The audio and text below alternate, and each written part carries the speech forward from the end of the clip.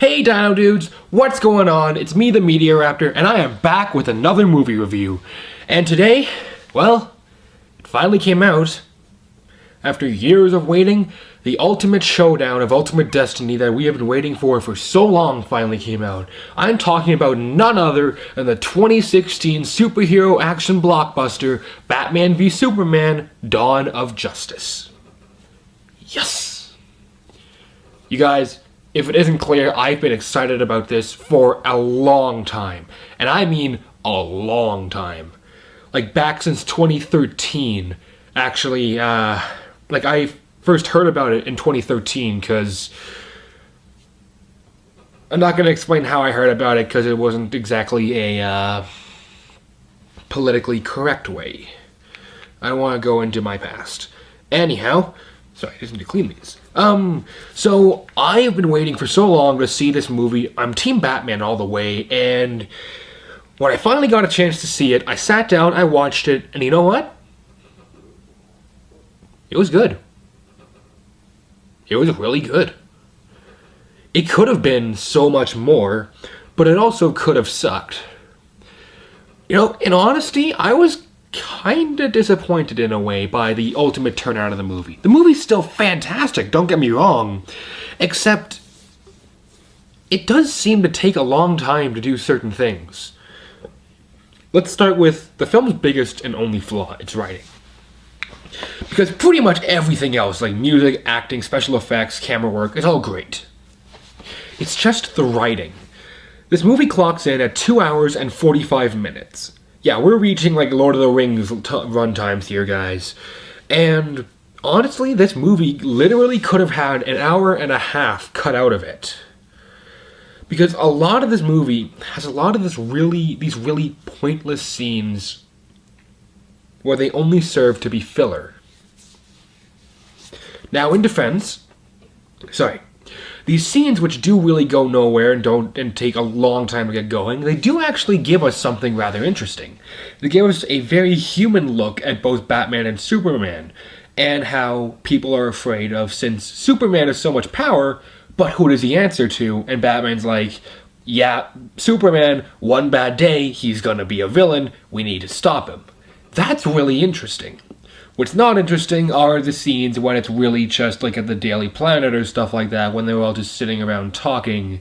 Or the scenes when Batman is, or at least Bruce Wayne, is talking with Diana Prince, Wonder Woman.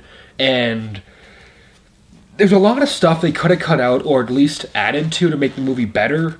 And the story itself is pretty basic. It's not the story you shouldn't go in expecting a really amazing story, because you don't get one. It's a very basic story, but it is rather interesting with the take on, well, Superman, whose side is he really on? Like, it's an interesting take, but we've heard it before in the comics and it's been done before. But I will say though that all the build-up and everything and all the scenes does lead to an awesome ending. I'm going to spoil the ending right now, because it's also one of my favorite parts about this movie is how loyal to the comics they were. Superman dies at the end, because Doomsday shows up. And they actually followed the whole death of Superman story pretty close. How they killed Doomsday was a bit different, but that was because Batman had a kryptonite spear and he was going to try and kill Superman with it, but then Superman flies into Doomsday and then Doomsday repetitively stabs him, and they both die. See, I liked that attention to detail, how they was actually kind of taking after the death of Superman, that story.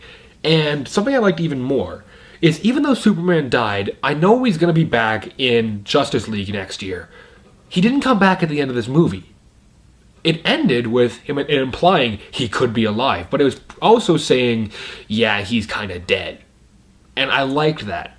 I liked the fact that they killed their main hero, and they still left it open that he could come back, but they're not blatantly shouting at you, he's coming back! Of course he is. That's stupid to assume they would kill Superman, because Justice League next year, like, you can't have the Justice League without Superman or Batman. Other than that, you have a bunch of reject characters barely anyone knows about, but are characters I enjoy, and I know a lot of people who do enjoy, but the general public knows nothing about. Anyhow, I'm jumping around here. The characters. This was a really shocking change. There's been a lot of controversy over this movie, but something about this movie that I liked is Batman. He's darker than the Dark Knight, and that's surprising that I say that. But he is not afraid to shoot people. Like, he uses guns, and it's awesome. Like, when he gets into a fight and people have guns, he will make them shoot each other to take them down. Like, this version of Batman is pretty much constantly going, I am going to do whatever it takes to bring justice. He even starts branding people, which I thought, dude, that's awesome. Superman, he's still kind of killing people and stuff like that, you know. You can't get around it. Superman does kill a few people in this movie, both intentionally and non-intentionally. And yes, he kills several hundred people in Man of Steel, but that does not make him a bad guy. But I will cover that when I review Man of Steel. Coming soon. Sorry. Anyhow, I liked how all the characters were written. Aside from Wonder Woman, she was a good character. She was a strong character, but it kind of feels like she was here just because they have the Wonder Woman movie coming next year. The only other character I didn't like was Lex Luthor, and that's partially to do with the acting, and I'm just going to go to acting now. Jesse Eisenberg. Scott Pilgrim, right? This is Scott Pilgrim, plays Lex Luthor. And instead of him being the plotting, evil genius, evil mastermind, who is still likable, he still seems like a good guy in the comics and in the shows, he plays him up as pretty much a human version of the Joker. Like, he is incredibly creepy. And I didn't like that change, because Lex Luthor has never been like that, but this one, Jesse Eisenberg pretty much plays it that if you saw him, you wouldn't want him within 500 yards of a school. I'm just going to put it that way. Yeah, like, that's how creepy he is, and that's just how the character is written. But Ben Affleck is an awesome Batman. I don't understand why people are so mad about that. Gal Gadot, or whatever her name is a great Wonder Woman, and Diana Prince. Henry Cavill, he still does a great job as Superman. He isn't the best Superman, but you know what? He's still a great Superman. And everyone else, they do great jobs in their roles. And now comes to the best part of the movie, the special effects. Guys, the actual fight scene between Batman and Superman, not only is it longer than just 2 minutes, and I'm looking at you, Alien vs. Predator, you totally lied to us. Anyhow, not only is the actual fight scene really long, not drawn out, it's long, but it's also awesome. It is action-packed, it is well done, the effects look amazing. And Zack Snyder, he's the guy who made Watchmen. He's the guy who made 300. Slow motion is pretty much his thing.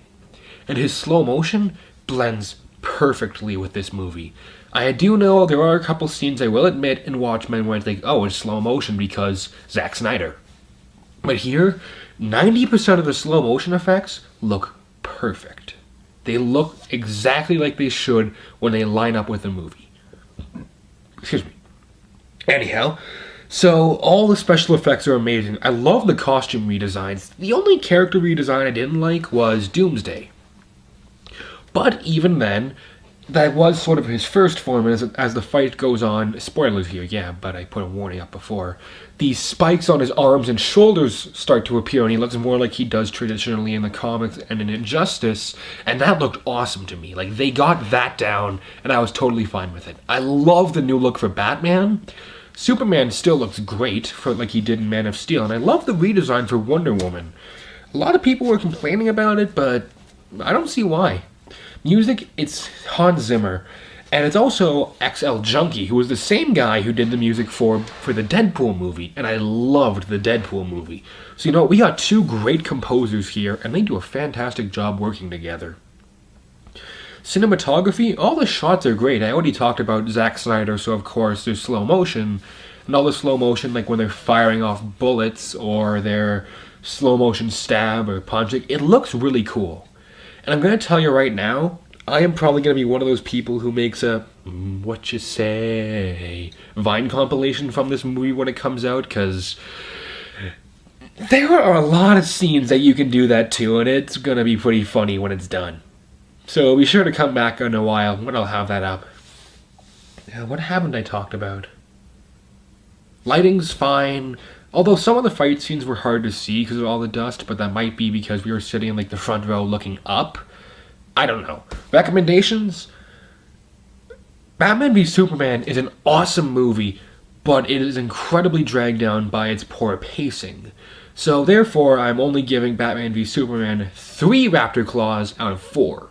It is a very strong DC movie. I'd see it again. I'm buying it when it comes out. I'm looking forward to having it and to seeing it again. But it is not the masterpiece that everyone was hoping for. That's not to say the film is bad. The film is still amazing. But it was sort of being built up as like it's going to be like the next big thing.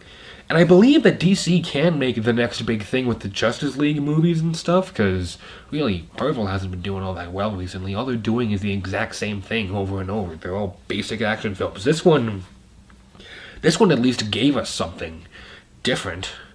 Anyhow, I can still recommend it. Go watch it. And guys, don't forget to comment, like, and subscribe. And until next time, this is the Meteor Raptor saying keep cool, and I will see you guys around. Later.